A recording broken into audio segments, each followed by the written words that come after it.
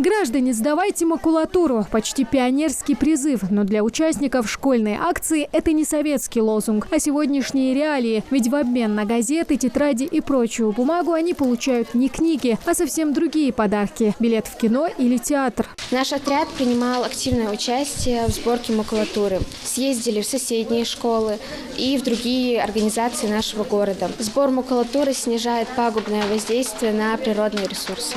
Старые газеты и журналы, книги, использованная офисная бумага. По статистике в России образуется до 8 миллионов тонн макулатуры, более 60% которой успешно перерабатывается. Во многом благодаря усилиям школьников и всех неравнодушных эта бумага не хламится на полигонах. Первый раз участвуем в подобных акциях. В этом году мы тоже решили не отпускать такую возможность и поучаствовать в акции. В прошлом году мы тоже собирали макулатуру. У нас вышло более 4 тонн.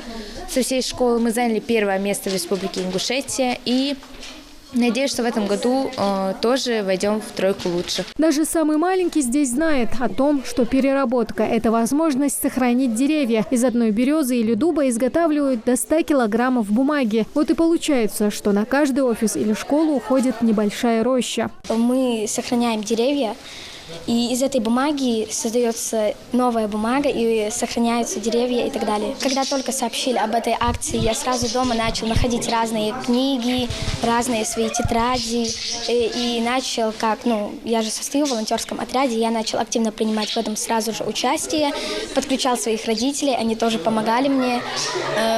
Школа вообще тоже очень активно работала. Экологический проект с говорящим названием «Спасти Грута» стартовал еще в 2018 году. Проект помогает продвигать идеи осознанного потребления через сбор макулатуры, привить культуру раздельного сбора мусора через игровую форму и грамотную мотивацию. Каждому ребенку это интересно. И помимо этого, ребенок, который принес бумагу один раз и сдал ее, он уже ценность бумаги понимает как не мусор, а как что-то, что можно переработать и получить из него новый продукт. В Ингушетии пока нет предприятий по переработке бумаги. Этому грузу предстоит небольшое путешествие, где каждый листок обретет новую жизнь. В этот раз ребята смогли собрать более 1,5 тонн макулатуры. Тамара Хшагульгова, Магомед Дарсигов, Новости 24.